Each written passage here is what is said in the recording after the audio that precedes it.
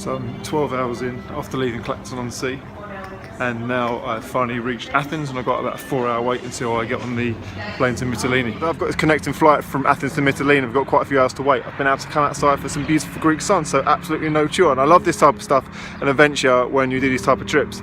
And whilst I was out here, beyond having this massive weird shadow behind me, I actually want to demonstrate that I've managed to get 10 days of clothing, including nightwear and wetwear for when we do the boat searching, potentially coming in the evening, as well as a laptop and some donations and all the other stuff I need, and that's another spare pair of shoes for the other ones that get wet. And also what I've got is that, which is the world's ultimate bum bag, which is actually for a camera, but people look at me as like, you're wearing a bum bag, mate. Yes, I am. Last time I was here, whenever it was, maybe 8 weeks back, on this water here, there were maybe like 60, 70, 80 people coming in every half hour to every hour. And now, of course, there's far less boats coming, if any at all, because of the EU deal that's been signed, which anybody who's involved with the humanitarian work has really condemned. And it's just really hard knowing that all those people that came in are now either just sitting in camps here, not knowing what their future holds. So it's quite an emotional thing being here, but it shouldn't, such sadness and emotion shouldn't stop you from pressing on, right? And I'm really excited about volunteering today, and I just shared a little message on Facebook saying how, you know, I'm sitting there, this beautiful picturesque piece of the world, or place in the world, and I could be sitting there with my coffee,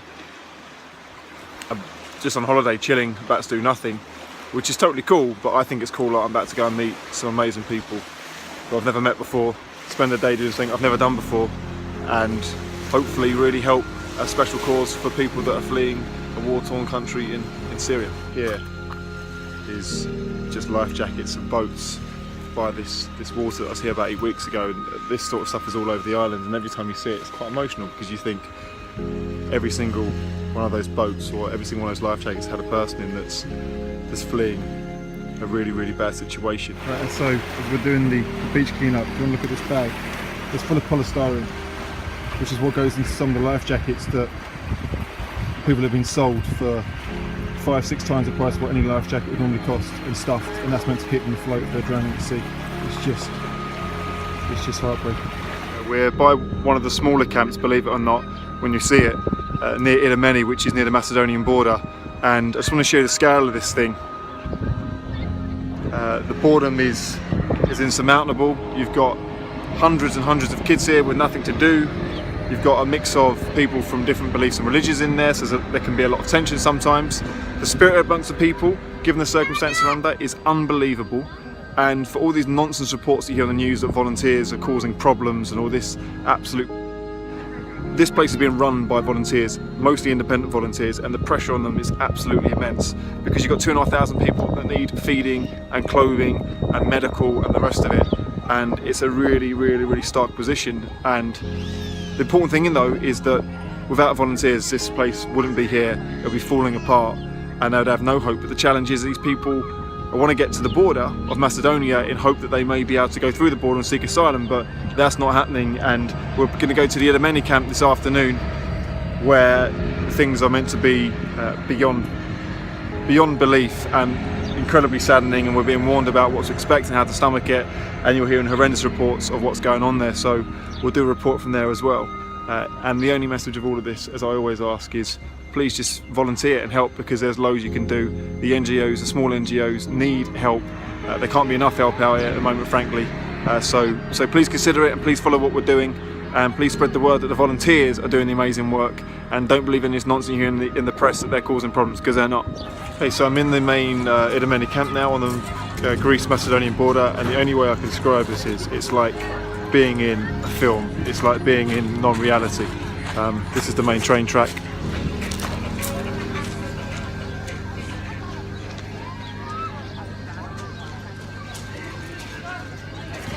Which is now closed. I'm going to do a few other clips and show you around some of the camp.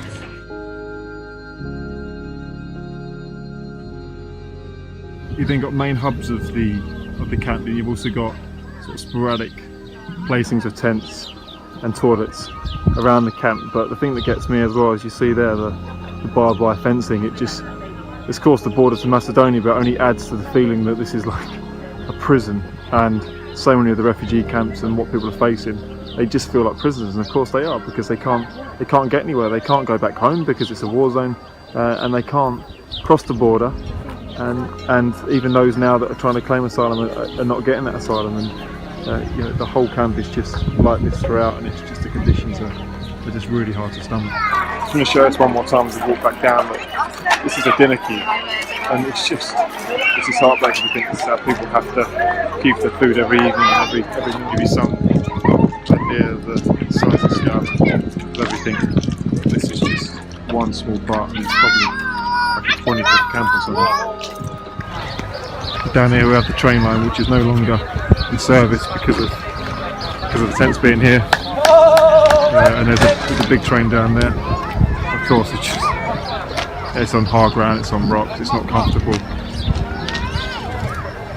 The thing, of course, you have there in the far distance, I don't get too close to the police buses, which are just right there, and that only adds to the feeling that I believe just makes them feel more prisoned, and that they're almost criminals themselves, and it just doesn't sit well with me at all.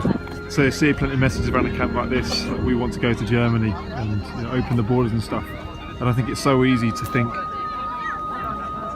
or you see opinions from people across social media go, well, we should open our borders and these people aren't welcome here, and all that type of nonsense. And it's the question I always put back is, well, if your home was being bombed, if your country was being bombed, or you're being tortured, what would you do? You know, I can understand that you have to have the right border controls and you can't just open the floodgates, and particularly now with the danger of ISIS and stuff, but if you're an innocent person, we're all born equal, and we all deserve the opportunity to live safely. And there's nothing wrong with people wanting to go to Germany or want to go to the UK. Like there's no issue of us wanting to go to Australia or to Germany or to France, wherever it is. And you know, what would you do if you're in that situation? And it's just heartbreaking, these people holding to this hope that they might get to go to a country where not would they have their freedom or a great job or a car or anything like that, that they're just safe. And it's just really, really hard to see that people writing this message everywhere and having this hope, and you just know that for so many of them that will just never be fulfilled. So this is the warehouse here near Idomeni, where you see all of these donations, and you've got a team of volunteers put stuff together to take out to the refugee camps. It's absolutely huge. So we're just sent out today to volunteer in Idomeni, and then the protest started. And the message I want to get across here is, I'll post the pictures of the signs and banners that people are holding, but all this nonsense you hear on the news that volunteers and refugees are creating violent protests and causing chaos is totally untrue. These people here have come for a peaceful protest. They just want a safe life, they want a fair life, which is what they're not getting, and these camps are like hell on earth, and it's only independent volunteers and small NGOs that are really making a massive difference here. And it's important that you all see the way this protest is being conducted and show you some of the amazing banners and the beautiful people who are peaceful and just want to get their voice heard. It always feels like a tragedy filming this stuff, because we just feel helpless. But I want people to look at these signs and look at these innocent kids who come from the war zone and then condemn the ridiculous deals that have been made at the EU that's condemning these children to life in refugee camps and not a safe life.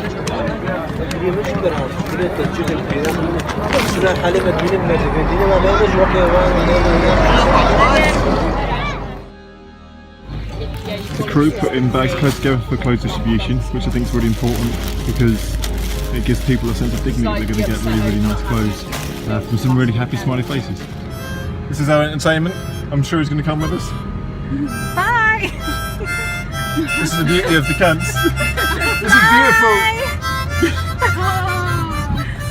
We're following some heroes that have come over from England with another team, that's sort of a pan-European team, I guess, that each day, off their own backs, raising funds from anywhere they can, and making 6,000 meals a day, and then taking it to camps. They're also in Calais. I believe they're now going to look to put one up in Sicily. So that van in front is full of heroes, and it's these type of people that make the world go round and make me proud to be a human being, as opposed to people in the world that make decisions which mean these people have to do what they do. That doesn't make me proud to be a human being. This is Paul's operation. Look a happy child with, look at that beautiful food. 6,000 meals being made a day by this amazing scene from the UK and a pan-European scene as well. Because of our amazing donors of our refugee donation campaign, we were aiming for £150 and we got something just over 800. So now we can progress past the underwear, which is great, and we're making up hygiene packs for the families because they don't have anything to wash with or any deodorant, and it's bloody hot here. So thank you so much for your donations, because they're going to be over the moon with this. Thank you, thank you. They're the most aggressive little packaging line you've ever seen.